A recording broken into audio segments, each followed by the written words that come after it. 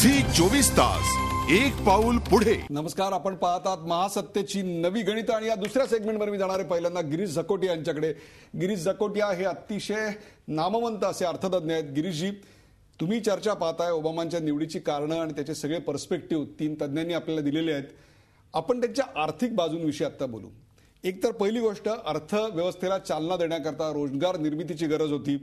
आरोग्य, ऊर्जा आणि बांधकाम क्षेत्रातल्या गुंतवणुकीच्या वाढीची गरज होती. ओबामांनी असं आश्वासन दिलेलं आहे की जवळपास 35 लाख नव्या नोकऱ्या ते या काळात निर्माण करणार आहेत. तर एकीकडे रोमनी यांनी 20% कर बचत आपण करू अशा प्रकारचंही आश्वासन दिलेलं होतं. तर त्याहीपेक्षा सुद्धा फायनान्शियल रेग्युलेटरी सिस्टीम उभारण्यावर ओबामांनी भर दिलेला आहे. या सगळ्या त्यांच्या विजयाकडे आणि त्यातून होणाऱ्या एकूणच अमेरिकेच्या डबघाईला विधान होतं की मला कर्जात बुडालेली अमेरिका पाहायची नाहीये.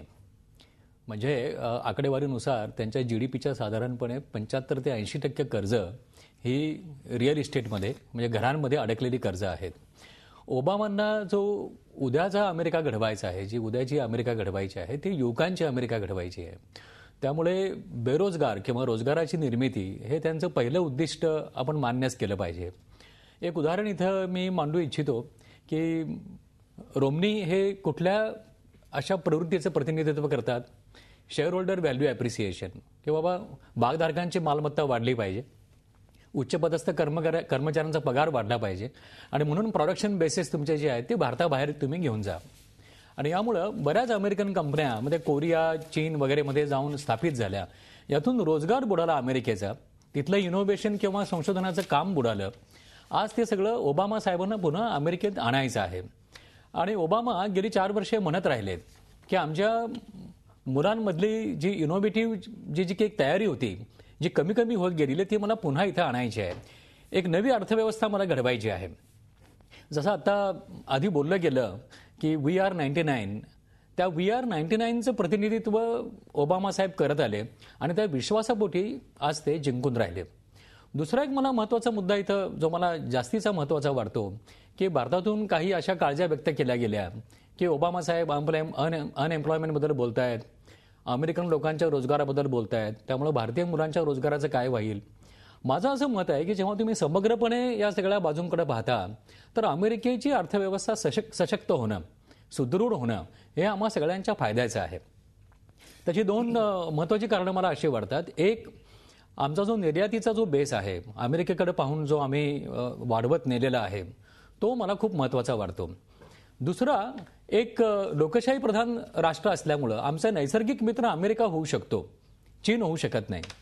त्यामुळे आशियातलं जे काही सत्ता संतुलन आहे आणि त्या सत्ता संतुलनाची जी आर्थिक बाजू आहे, त्या आर्थिक बाजूकडे पाहता अमेरिका हा आमचा नैसर्गिक मित्र होऊ शकतो. आउटसोर्सिंगवर काय परिणाम होईल गिरीजी?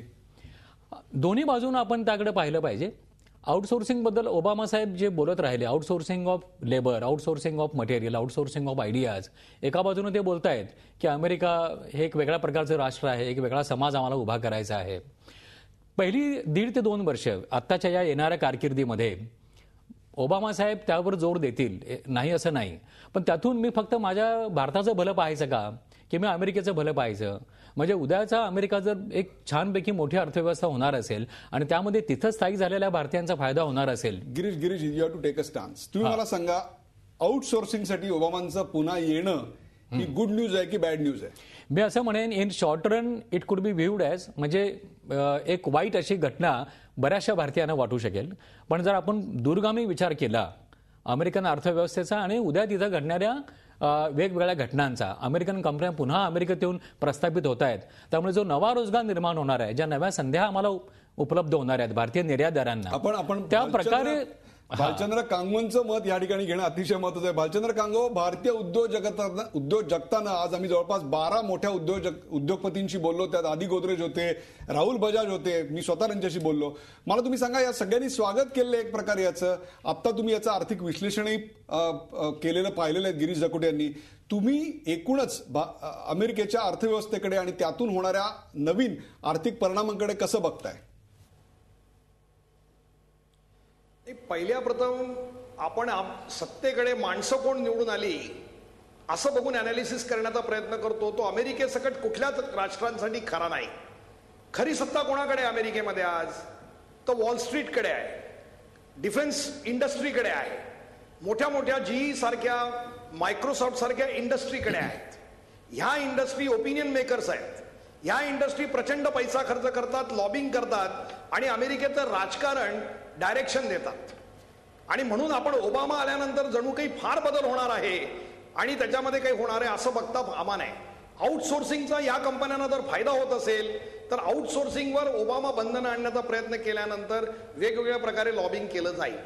परंतु तरी मला वाटतं की जगासाठी काय चांगलं, तर जगासाठी रोमनी हा बुशचा फॉलोअर आहे. म्हणजे बुशची सरळ फिलॉसॉफी काय होती की एकतर तुम्ही आमच्या बरोबर आहात किंवा नाहीतर आमच्या शत्रूंबरोबर आहात. ही शत्रुमित्राची व्याख्या ओबामांची नाही. ओबामांचं म्हणणं असं आहे की अमेरिकेला इतरांबरोबर सहकार्य करून जगाचं पुढे जावं लागेल. म्हणजे अमेरिकेचं महत्व कमी करण्याचा उद्देश नाही. म्हणजे त्यांच्या भाषणात त्यांनी असं म्हटलेलं आहे की America is the greatest military strength in the world and we are proud about it. पण ह्याचा अर्थ आम्ही आमचं मत लादणार नाही, तर we will work with the world असं त्यांनी म्हटलेलं आहे.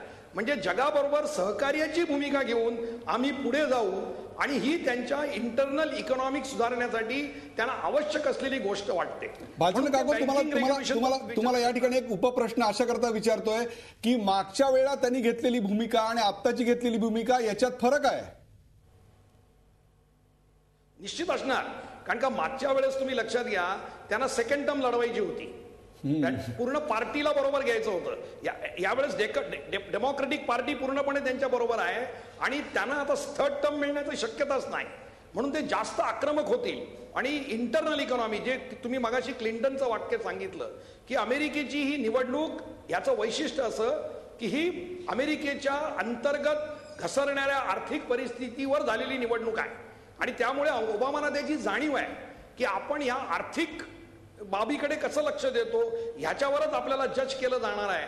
आणि म्हणून मला वाटतं की त्यांचं रेग्युलेशनचा जो कन्सेप्ट आहे, सोशल स्पेंडिंगचा जो कन्सेप्ट आहे, तो एक जगापुढे मला असं वाटतं एक वेगळ्या प्रकारचा म्हणजे पॅरलल आज जे आक्रमक भांडवलशाहीचं धोरण आहे त्याला तो निर्माण होण्याची शक्यता आहे. आपण याच प्रश्नावर आपण जाऊया सुधीर देवरे यांच्याकडे. सुधीर देवरे, काय म्हणाल आपण अर्थव्यवस्थेबद्दल? एकूणच अर्थव्यवस्थांच्या सुधारणा अशा कशा होतील असं आपल्याला वाटतंय? ओबामांनी पहिल्यापासून इनोव्हेशनकडे फार मोठा जोर दिलेला आहे. आजही त्यांच्या भाषणात ते म्हणाले. आणि जगा अमेरिकेत ज्या देशामध्ये इनोव्हेशनची खूप जुनी परंपरा आहे त्याच्यामध्ये सायंटिफिक टेक्नॉलॉजिकल इनोव्हेशन का वाढत गेलं तर ते जगाच्या दृष्टीने चांगलंच आहे. भारताच्या दृष्टीने सुद्धा आहे. भारताचे आज लाखो विद्यार्थी तिथे आहेत, भारतीय नागरिक तिथे आहेत किंवा भारतीय वंशाचे लोक आहेत. आणि त्यामुळे या बाबतीमध्ये इतकी आपल्या मनामध्ये काळजी असण्याचं कारण नाही. आउटसोर्सिंग बद्दल खूप शंका गेल्या 3-4 वर्ष व्यक्त करण्यात आल्या की ओबामांच्या धोरणामुळे आपल्याकडचे बरेचसे जॉब जातील वगैरे. प्रत्यक्षात तसं काही फारसं घडलेलं नाही. आणि जर जॉब्स काही कमी झाले असेल ते अमेरिकन अर्थव्यवस्थाच पुष्कळ खाली गेली त्यामुळे झाले असेल असं जास्त म्हणावं लागेल. इनोव्हेशनच्या बाबतीत मी म्हणेन की अमेरिकेचा काही काही गोष्टीमध्ये जो लीड असतो, उदाहरणार्थ एनर्जी या विषयासंबंधी गेल्या 10 वर्षामध्ये आणि 3-4 वर्षामध्ये ओबामांच्या शेल गॅसचं ज्या मोठ्या प्रमाणामध्ये आज अमेरिका हे करते, उत्पादन करते, की ज्यामुळे अमेरिकन इलेक्ट्रिसिटीची किंमत गेल्या 5 वर्षामध्ये मोठ्या प्रमाणामध्ये खाली आलेली आहे. आणि अशा प्रकारचं एवढ्या मोठ्या देशामध्ये हे करू शकतात ही आपल्याला बघण्याजोगी गोष्ट आहे. तर त्यामुळे ओबामांची लीडरशिप आपल्याला पुष्कळदृष्ट्या जगाच्या आपल्या दृष्टीने उपयोगी पडू शकते. त्यांनी त्यांच्या संपूर्ण या प्रचाराच्या, सर मी येतोय तुमच्याकडे, त्यांनी त्यांच्या संपूर्ण प्रचाराच्या काळामध्ये जवळपास कार्बन एमिशन 80% कमी करू आणि रिन्युएबल एनर्जी सोर्सेस म्हणजे अपारंपरिक ऊर्जा स्त्रोतांसाठी $150 बिलियन खर्च करू किंवा इन्व्हेस्ट करू अशा प्रकारची त्यांनी एक भूमिका घेतलेली होती. आत्ताच्या घडीला जगासमोरचं सर्वात मोठं आव्हान आहे ते म्हणजे आंतरराष्ट्रीय दहशतवादाचं. आणि हाच प्रश्न घेऊन मला जायचा आहे ब्रिगेडियर हेमंत महाजन यांच्याकडे. हेमंत महाजन, ओबामा निवडून आल्यापासून आजपर्यंत जगामध्ये 80 मोठे दहशतवादी हल्ले झाले. त्या दहशतवादी हल्ल्यामध्ये पुन्हा एकदा हजारो लोक मारली गेली. मला तुम्ही सांगा, दहशतवाद निपटण्यासाठी डॉक्ट्रीन ऑफ सायलेन्स अशा नावाची एक प्रकारचं तत्वज्ञान, एक प्रकारची धोरण भूमिका ही ओबामांनी अडॉप्ट केली होती. त्याचबरोबर अंतर्गत हत्यार म्हणून झेन विमानांचा वापर अशा प्रकारची भूमिका त्यांनी आपल्याला घेतलेली आढळते. तर जमिनीवर कारवाई करण्यापेक्षा, लढवून दोन हात करण्यापेक्षा हवाई हल्ल्यांवर त्यांचा भर जास्त दिसतो, विशेषतः दहशतवाद निपटण्याकरता. या क्षेत्रातले तज्ज्ञ म्हणून आपण दहशतवाद निपटण्याकरता त्यांचा एकूणच रोल काय असेल आणि भारतामधल्या दहशतवादाविषयी ते काय भूमिका घेतील, आपण काय सांगाल? जो सर्वात पहिले ओबामाचा जो विजय झालेला आहे हा नक्कीच भारताकरता एक चांगली गोष्ट आहे, चांगली बाब आहे. कारण ते आता दुसऱ्या टर्ममध्ये आलेले आहेत. पहिल्या टर्मपेक्षा ते दुसऱ्या टर्ममध्ये जास्त धाडसी निर्णय घेतील. जोपर्यंत global war on terrorism Zee 24 तास एक पाऊल पुढे.